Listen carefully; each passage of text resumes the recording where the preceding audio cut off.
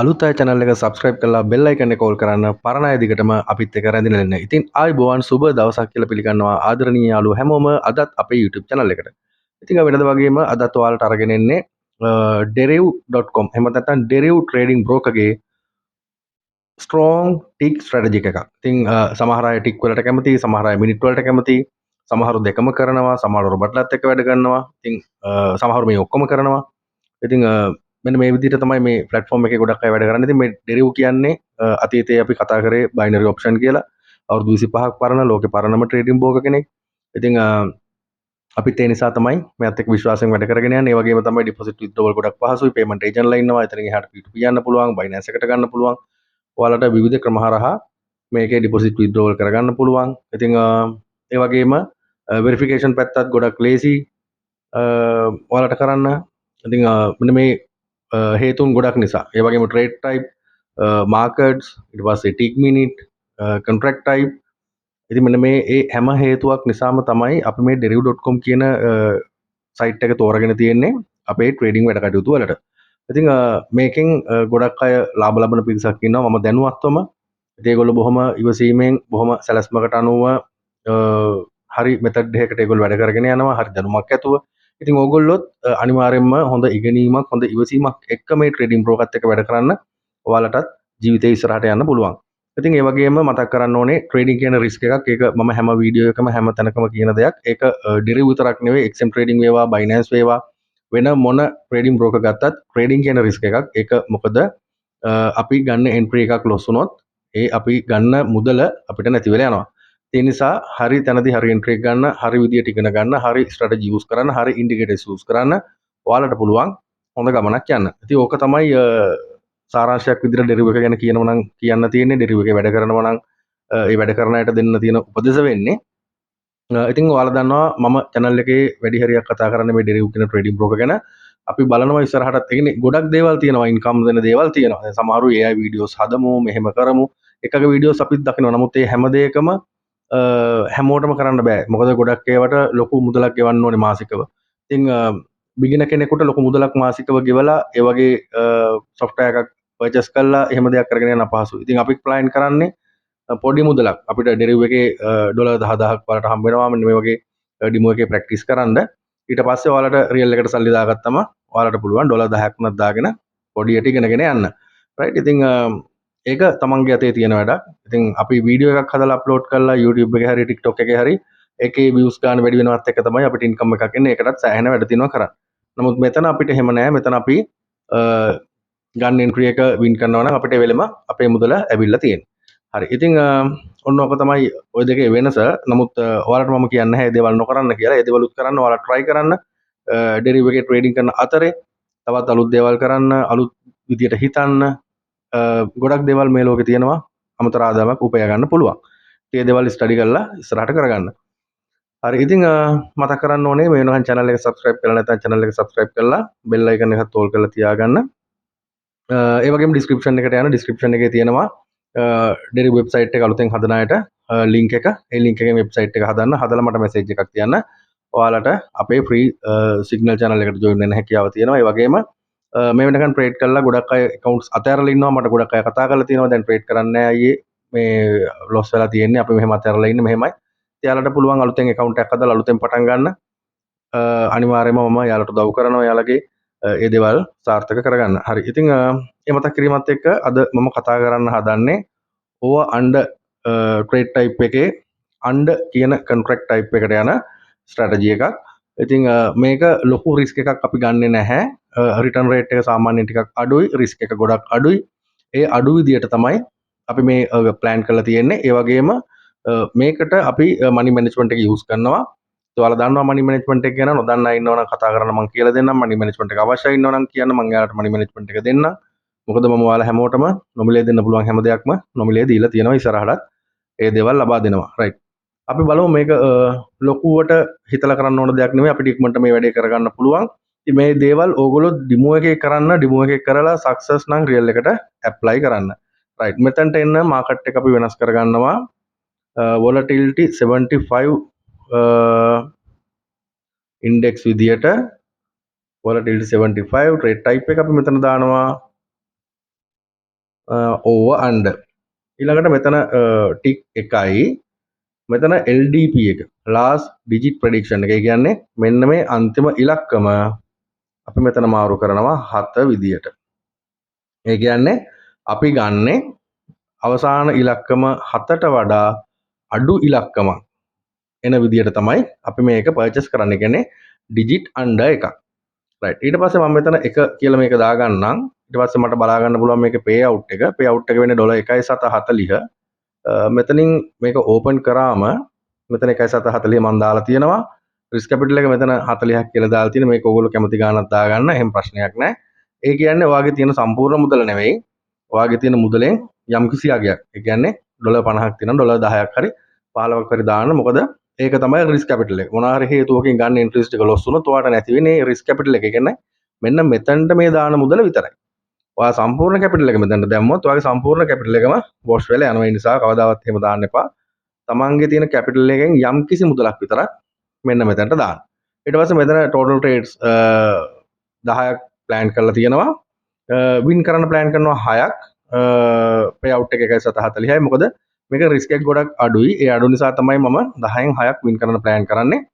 එතකොට අපේ කැපිටල් එක වැඩි වෙනවා $114.53 දක්වා. ප්‍රොෆිට් එක පර්සන්ටේජ් එකක් විදිහට ගත්තොත් $14.5 අගයක් තමයි පෙන්වන්නේ. ප්‍රොෆිට් එක $14.53යි. පළවෙනි එන්ට්‍රි එක ගන්න තියෙන $12.77න් මම මෙතන වලට පෙන්නනවා ඒක. $12.77න් මම ඒක මෙතන මේ විදිහට දා ගන්නවා 12.77. හරි. දැන් අපි බලමු මේ එන්ට්‍රි එක ගන්න කොහොමද? මොනවාද මේ එන්ට්‍රි එක ගන්න අපි බලන නම්බර්ස් කියලා. right? දැන් ඔයාලට පේනවා මෙතන මේ අන්තිම ඉලක්කම් දෙක. දැන් මේ ඩොට් එකෙන් මෙහා පැත්තේ ඉලක්කම් 4ක් තියෙනවනේ. මේ ඉලක්කම් 4 මේ අවසාන දෙක විතරයි අපි බලන්නේ. අවසාන දෙක විතරයි බලන්නේ. මේ අවසාන දෙක 7 හෝ 7ට අඩු ඉලක්කම් දෙකක් නම් 7 හෝ 7ට අඩු මෙන්න මේ 2යි 4යි ආව ගන්න පුළුවන්. 4යි 8යි ආව ගන්න බෑ. 4යි 4යි ආව ගන්න පුළුවන්. මේ වගේ අර මේ ඉලක්කම් දෙකම එන්න ඕන 7ට අඩු නම්බර්ස්. එහෙම ආවොත් අපිට මේ ඩිජිට් අන්ඩර් එක පර්චේස් කරන්න හැකියාව තියෙනවා. හරි. අපි බලමු පළවෙනි එන්ට්‍රි එක ගන්න. රයිට්. ඔන්න අවස්ථාවක් නැහැ. රයිට්. 1යි 4යි මම එන්ට්‍රි එක ගත්තා. රයිට්. පළවෙනි එන්ට්‍රි එක වින් කරා. මම ඒක මෙතන W විදිහට සටහන් කරගන්නම්. ඉතින් මේක අපිට ඉක්මනට ගන්න පුළුවන්. ඊළඟ $9.93න් ගන්න තියෙන්නේ. $9.93න් අපි බලමු දෙවෙනි අවස්ථාව. right 8යි 4යි අවස්ථාවක් නැහැ. 5යි 2යි මම එන්ට්‍රි එක ගත්තා. right දෙවෙනි එකත් වින් කරා. මම දෙවෙනි එකත් මෙතන W විදිහට සටහන් කරගන්නම්. තුන්වෙනි එන්ට්‍රි එක ගන්න තියෙන්නේ $6.95න්. $6.95න්. right මම ඒකත් මෙතන වෙනස් කරගන්නම්. හරි 95න්. අපි බලමු තුන්වෙනි අවස්ථාව කොහොමද අපිට මෙයා සපෝට් කරන්න කියලා. අවස්ථාවක් නැහැ. ඒක වැරදුනා. 1.9 ඉදි ගත්තේ. ඔයාලට පේන තියෙක ලොස් වුණා. 1.9 ඉදි ගත්තේ. ඉතින් ඒක ඉක්මන් වෙන්න එපා. රයිට් අපි බලමු. මම මේක මොකුත් සටහන් කරන්නේ නැහැ. බලමු ඊළඟ අවස්ථාව 6.3යි එන්ට්‍රි එක ගත්තා. රයිට් ඒක වින් කරා. මම ඒකත් මෙතන W විදිහට සටහන් කරගන්නම්. right ඊළඟට 4.717න් ගන්න තියෙන්නේ. 4.717න් අපි බලමු. right මට චූටි දෙයක් කියන්න ඕන. දැන් ඔයාලා දකින්න ඇති ඔයගොල්ලන්ට පස්සට ගිහලා බලන්න පුළුවන්. 1.9 එන තැනකදී මම එන්ට්‍රි එකක් කරලා ලොස් වුණා. ඒ කියන්නේ මම කතා කරේ මේ අග ඉලක්කම් දෙක 7 හෝ 7ට අඩු ඉලක්කම් දෙකක් එන්න ඕනේ දෙකම. එතකොට අපිට අන්ඩ් එකක් පර්චේස් කරන්න පුළුවන් කියලා. ඔයාලා දකින්න ඇති මම 1.9 ඒ කියන්නේ මේ අවසාන ඉලක්කම 9 ආවේ. ඒ වෙලෙදි මම ගත්ත අන්ඩර් එක මම ලොස් වුණා. right ඒක ඔයාලට හොඳම සාධකයක් මේකේ විඩින් ඇකියුරේට් එක කොහොමද කියලා බලන්න. ඒක මගේ අරගෙන කියනවා නම් පස්සට කියලා බලන්න. එතන මම එන්ට්‍රි එක ගත්තා. ඒක ලොස් වුණා. right ඒක මම මේකේ සටහන් කරේ නැහැ. මොකද ඒක වැරදි එන්ට්‍රි එකක් ගත්තේ මම එතන. ඒ නිසා ඔයාලට ඒක පස්සට ගිහිල්ලා බලන්න පුළුවන්. හරි අපි බලමු අපිට ගන්න තියෙන්නේ හතරවෙනි එන්ට්‍රි එක $4.717න් අපි බලමු. right අවස්ථාවක් වෙනකම් බලමු. 4.3 මම ගත්තා. right ඒකත් වින් කරා. ඔයාලට බලන්න පුළුවන්. මම ඒකත් මෙතන W විදිහට සටහන් කරගන්නම්. පස්වෙනි එන්ට්‍රි එක ගන්න තියෙන්නේ ඩොලර් 1.95න් ඉතින් මේ වෙනකොට අපි ගණපු එන්ට්‍රීස් ඔක්කොම වින් කරලා තියෙන්නේ. ටෝටල් ප්‍රොෆිට් එක මේ වෙනකොට ඩොලර් 13.753ක් විදියට පෙන්නනවා. හරි. පස්වෙනි එක ගන්න තියෙන 1.95න්. මම ඒකත් මෙතන වෙනස් කරගන්නවා 1.95 විදියට. හරි. අපි බලමු ඊළඟ අවස්ථාව පස්වෙනි අවස්ථාව 1.0යි එන්ට්‍රි එක ගත්තා. රයිට්. ඒකත් අපි වින් කරා. ඔයාලට බලන්න පුළුවන්. ඒකත් මම මෙතන W විදියට සටහන් කරගන්නවා.